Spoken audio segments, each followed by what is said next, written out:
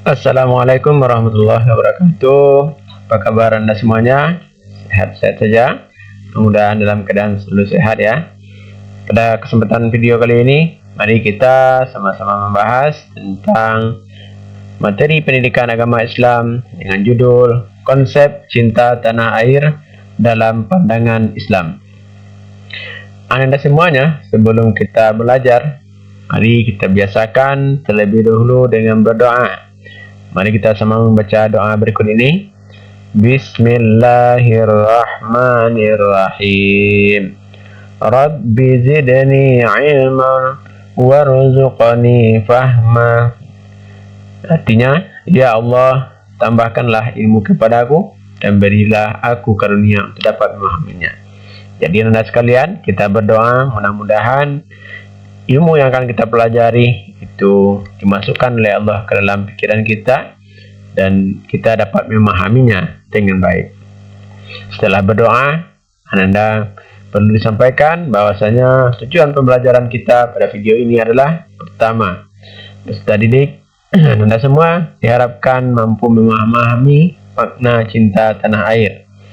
Yang kedua, Anda diharapkan mampu memahami perwujudan cinta tanah air dalam perspektif Islam yang terdapat dalam surat Al-Hujurat ayat 13, surat Al-Baqarah ayat 126, dan hadis riwayat Bukhari juz 3 halaman 23. Sebelum kita masuk ke materi pelajaran, coba Anda jawab pertanyaan berikut ini. Yang pertama, apa yang Anda pahami tentang cinta tanah air? Tulis ya. Yang kedua, mengapa kita perlu mencintai tanah air? Kalau kita tidak cinta tanah air, apa akibatnya? Lalu yang ketiga, bagaimana Islam mengajarkan umatnya untuk mencintai tanah air? Sudah dijawab Anda semuanya? Mari kita lanjut. Cinta tanah air merupakan suatu rasa sayang, rasa cinta, rasa peduli, bangga, dan loyal pada setiap individu terhadap daerah atau negara yang ditinggalinya, yang tercermin dalam perilaku mengabdi, membela, melindungi, dan menjaga bangsa dari segala ancaman dan gangguan dari dalam maupun luar negeri. Jadi, Anda sekalian, cinta tanah air, kita merasa peduli dan bangga dengan identitas kita. Kita bangga dengan bendera kita, bendera Indonesia, bendera merah putih. Kita bangga dengan bahasa, kita bangga dengan kekayaan alam dan kekayaan budaya yang dimiliki oleh bangsa kita. Untuk itu, perasaan bangga tersebut kita harus menjaga, melindungi, dan membela, apalagi jika ada ancaman-ancaman yang datang, baik itu dari dalam negeri maupun luar negeri. Maka Anda semuanya, sebagai bentuk cinta tanah air, kita di sekolah setiap Senin itu melaksanakan upacara bendera. Maka itu juga merupakan salah satu perilaku cinta tanah air. Nah, berikutnya, Anda cinta tanah air juga sudah digambarkan dalam Al-Quran surat Al-Hujurat ayat 13. Mari kita baca sama-sama. A'udzu billahi minasy syaithanir rajim. Ya ayyuhan nasu inna khalaqnakum min dzakarin wa untha wa ja'alnakum syu'uban wa qabaila lita'arafu. Inna akramakum indallahi atqakum. Innallaha alimun khabir. Artinya, hai manusia, sesungguhnya kami menciptakan kamu dari seseorang laki-laki dan seorang perempuan dan menjadikan kamu berbangsa-bangsa dan bersuku-suku supaya kamu saling kenal mengenal. Sesungguhnya orang yang paling mulia di antara kamu di sisi Allah ialah orang yang paling bertakwa di antara kamu. Sesungguhnya Allah Maha mengetahui lagi Maha mengenal. Jadi Anda semuanya, dalam surah Al-Hujurat ayat 13 ini dijelaskan oleh Allah Inna khalaqnakum min dzakarin wa untha. Sesungguhnya Allah, kami menciptakan kamu, kata Allah, dari seorang laki-laki dan seorang perempuan, yaitunya Adam dan Siti Hawa. Wa ja'alnakum syu'uba, dan dijadikan juga dari laki-laki dan perempuan itu berbangsa-bangsa, wa qabaila, dan bersuku. Artinya berbangsa-bangsa, ada bangsa Indonesia, bangsa Cina, bangsa-bangsa yang lainnya, dan bersuku-suku. Kita juga punya masing-masing suku ya, Nanda. Di Indonesia ini banyak sekali suku-suku yang ada, yang itu merupakan bagian dari kelompok-kelompok dalam masyarakat. Contohnya di Minangkabau itu ada suku Piliang, suku Jamba, dan lain sebagainya. Nah, lita'arafu, kata Allah, agar kamu saling kenal mengenal. Artinya, walaupun kita berbeda suku, berbeda bangsa, itu tidak menjadi dasar untuk kita berpecah belah. Justru dengan adanya perbedaan suku bangsa tersebut, Allah perintahkan kita untuk saling kenal mengenal. Inna akramakum indallahi atqakum. Sungguhnya yang paling mulia di sisi Allah, merekalah orang-orang yang bertakwa, orang yang senantiasa takut kepada Allah dan senantiasa beribadah kepada Allah. Maka dari surah Al-Hujurat ayat 13 ini kita ambil kesimpulan adalah semuanya bahwasanya Allah yang menetapkan manusia di permukaan bumi ini, menjadikannya dalam bentuk berbangsa-bangsa dan bersuku-suku. Artinya kita sudah ditakdirkan untuk berkelompok, untuk punya daerah, maka yang diperintahkan oleh Allah adalah saling kenal mengenal. Artinya kita saling mengenal antara satu dengan yang lainnya, kita jalin persatuan, dan jangan kita jauhilah segala bentuk perpecahan. Itu ya, Nanda. Lalu berikutnya ada surat Al-Baqarah ayat 126. Mari kita baca. A'udzu billahi minasy syaithanir rajim. Wa idz qala Ibrahim rabbi ij'al hadza baladan amina warzuq ahlahu minats thamarati man amana minhum billahi wal yawmil akhir. Qala wa man kafara fa umatti'uhu qalila thumma adtarruhu ila 'adzabin nar wa bi'sal masir. Terjemahannya, dan ingatlah ketika Ibrahim berdoa. Nabi Ibrahim ya, Anda semuanya masih ingat ya kisah Nabi Ibrahim dengan kisah Nabi Ismail anaknya. Maka Nabi Ibrahim pernah berdoa yang diabadikan oleh Allah dalam surah Al-Baqarah ayat 126. Apa doanya? Rabbi ja'al hadza baladan amina. Ya Tuhanku, jadikanlah negeri ini negeri yang aman sentosa. Warzuq ahlahu, dan berikanlah rezeki kepada ahlinya, yaitu para penduduknya.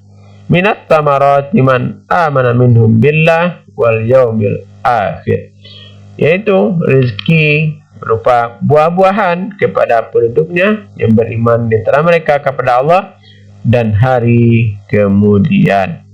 Artinya kemudian Allah juga berfirman, qala wa man kafara fa umatti'uhu, dan kepada orang-orang kafir Allah berfirman, nah, kepada orang kafir pun akan aku berikan senangan sementara, qalilan tsumma attarruhu, senangan yang sedikit ya, Anda.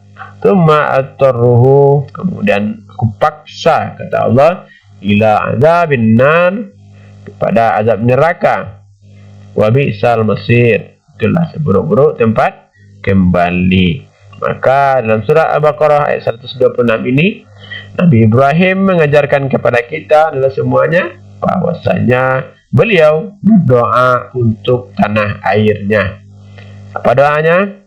Ya Tuhanku, kata Nabi Ibrahim, Rabbi ja'al hadza baladan amina. Jadikanlah negeri ini negeri yang ditinggali oleh Nabi Ibrahim, negeri yang aman dan sentosa. Itunya Mekah ya, Mekah yang aman dan sentosa. Warzuqa ahlahu, dan berikanlah buah-buahan rezeki kepada para penduduknya, minas samarat, itunya buah-buahan. Man amana minhum billah wal yaumil akhir. Jadi rezeki doakan oleh Nabi Ibrahim diberikan kepada orang-orang yang beriman. Maka Anda semuanya, kita harus menjadi orang-orang yang beriman dan bertakwa kepada Allah, supaya rezeki kita dilancarkan oleh Allah.